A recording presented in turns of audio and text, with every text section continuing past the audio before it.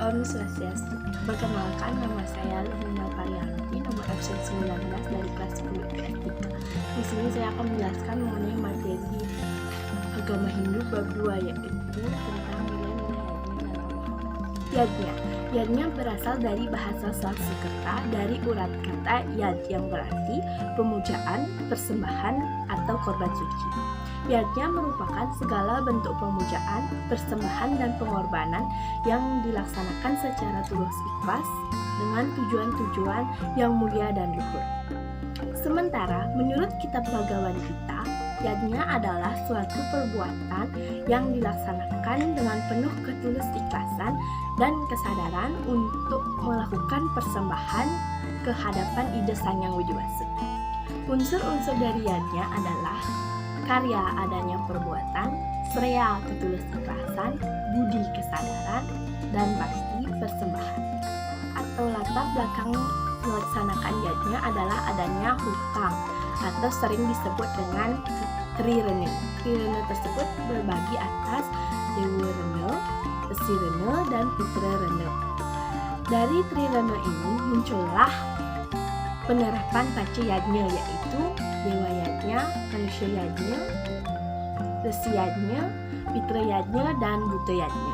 Jika dilihat dari materi, yajna dapat berbentuk persembahan menggunakan sarana atau sesajen, dan dapat juga berbentuk pengorbanan atau pengendalian indera, serta pengorbanan harta benda dan kekayaan. Jika dilihat dari waktu pelaksanaannya, yajna dapat dibagi menjadi mitya yajna, naimittika yajna, dan insidental. Jika dilihat dari kuantitasnya, yajna dapat dibagi menjadi tingkat nista, tingkat madya, dan tingkat utama. Sementara jika dilihat dari kualitasnya, yajna dapat dibagi menjadi tamasika yajna, rajasika yajna, dan sadwika yajna. Adapun syarat-syarat pelaksanaan yajna, yang pertama, sastra, yaitu yajna harus berdasarkan Weda, Srada, yaitu berdasarkan keyakinan, Tascarya, yaitu ketulus ikhlasan, Daksina, harus memberikan dana kepada pendeta atau pemimpin upacara. Mantra, puja, dan gita wajib ada dalam yajna. Rasmita, yajna tersebut tidak untuk pamer. Dan anaswanam, yaitu memberikan pelayanan kepada masyarakat dengan mengundang makan bersama. Nilai-nilai yajna yang terkandung dalam Mahabharata. Kitab Mahabharata merupakan kitab sastra Hindu yang sangat terkenal yang dihimpun oleh Maharshi Vyasa atau Kresna Dwipayana. Cerita Mahabharata ini terjadi pada zaman Dwapara Yuga yang terdiri dari 18 parwa atau sering disebut dengan Astadasa Parwa. Nilai-nilai yajna yang terkandung dalam Mahabharata ini dapat dilihat dari adanya pelaksanaan Sapayana, yaitu pentingnya ajaran Karmapala dalam kehidupan. Ajaran Karmapala ini dapat dilihat dari karma yang didapatkan Drupadi. Ia mendapat karma buruk karena telah menghina cara makan sang resi. Ia mendapat karmanya ditelanjangi oleh Dursasana. Tetapi karena ia memiliki karma baik, yaitu membantu Sri Krishna dalam pengobatan tangannya yang terluka, maka ia menerima karma buruknya pada saat ditelanjangi Dursasana tersebut. Ia menerima kain bantuan, sehingga dia tidak dapat ditelanjangi oleh Dursasana.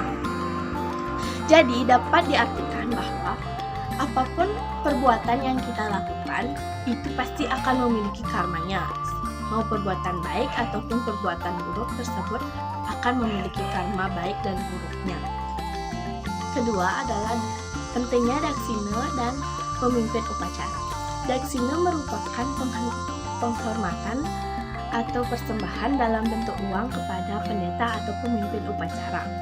Setelah perang Bharatayuddha usai, Sri Krishna menganjurkan kepada para Pandawa untuk melaksanakan yajna, yaitu Aswamedha Yajna, yang artinya korban kuda. Hal ini berfungsi untuk menyucikan secara ritual dan spiritual negara Astinapura dan Indraprastha karena sudah dianggap letih atau kotor akibat adanya perang yang berkecamuk. Selain itu, yajna ini juga bertujuan agar rakyat Pandawa tidak merasa sombong atau angkuh karena sudah memenangkan peperangan. Sri Krishna juga berpesan agar pemimpin upacara tersebut tidak pendeta di istana, tetapi pendeta pertapa yang berketurunan warna sutra yang tinggal di dalam hutan. Dan pentingnya daksina yang dihaturkan kepada pendeta atau pemimpin upacara serta keikhlasan dalam melaksanakan yajna tersebut. Kita juga tidak boleh berbuat atau berpikir yang buruk mengenai pendeta atau pemimpin upacara, karena hal tersebut dapat menggagalkan yajna yang telah kita lakukan.